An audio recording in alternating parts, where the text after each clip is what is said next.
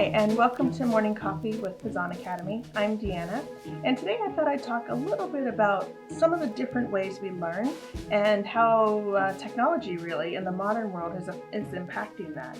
I think a lot of the ways that we learn today is watching a video passively. There are a lot of courses out there that you can take now from these great universities, top professors in their fields, but a lot of the content is also video. So you're watching something. And there's actually some really cool things that you can do to take a step back and to be more of an active learner.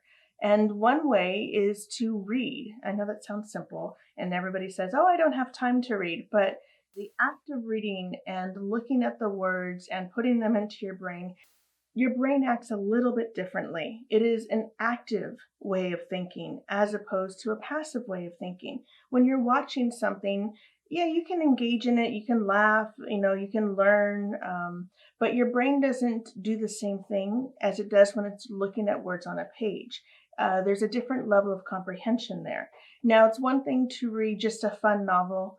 I like to do that in the winter, cozy up with a blanket and watch, just read something kind of lighthearted, even if it's a classic, a little lighthearted. And so reading for pleasure is quite different than reading if you actually want to retain information.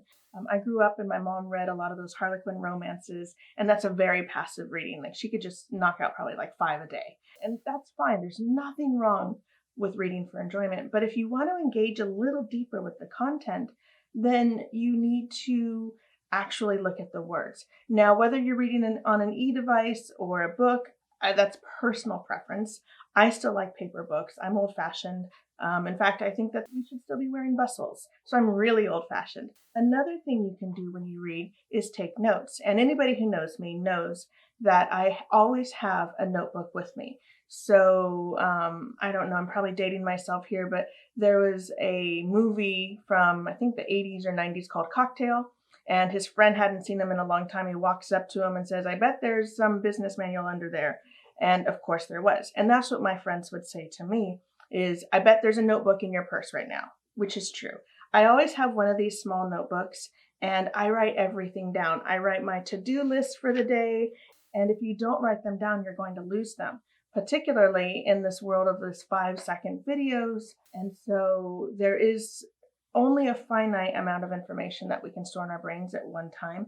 Even if you do all those brain activity challenges and quizzes and use that software, your brain still has a limited amount of information it can hold at one time. So I highly recommend using the notebook. And I actually tell my students this, and my to-do list, I have things that are highlighted when they're done. If they don't get done, they don't get highlighted, but this just keeps me organized. I have clips, you can see it's well worn. And so that is a great way to keep organized. And if you're a student, whether in college or high school, or even middle school down to grammar school, taking notes is imperative. You will not remember. There's so much going on in your life at that age. One, just cognitively, your brain is still expanding and it's still growing. Your thinking ability is completely changing from grammar school to middle school to high school, which is why the level of readings and work changes as well. And so it is absolutely imperative for students to take notes. I would teach and I would see students that weren't taking notes, and it was definitely reflected at the end of the semester in their grades. So long term, what this can do, being an active learner or a passive learner, is that you engage more in the material. You're going to understand things on a larger conceptual level. You're going to retain information, and it will probably ultimately end up being a lot more meaningful to you. When I read a book for learning, I remember it because I'm taking notes, because I'm pausing and I'm taking time to really fully understand the concepts. When I'm reading a book just for fun, I don't remember the plot. And then sometimes one of those books will get made into a movie. I'm like, I think I've seen this movie before. No, maybe I read the book, but it doesn't stick. What you can do is engage more with actual books, but read written words instead of only getting your information from videos. And even audiobooks can be great while you're driving. But if you're reading the pages, you're going to get a lot more out of it. So I would love to hear what you think about this. If you've tried any of these tricks, put something down in the comments. If you appreciate what we're doing, then you can like our video and subscribe to our channel. And you can find us on other social media in the description below.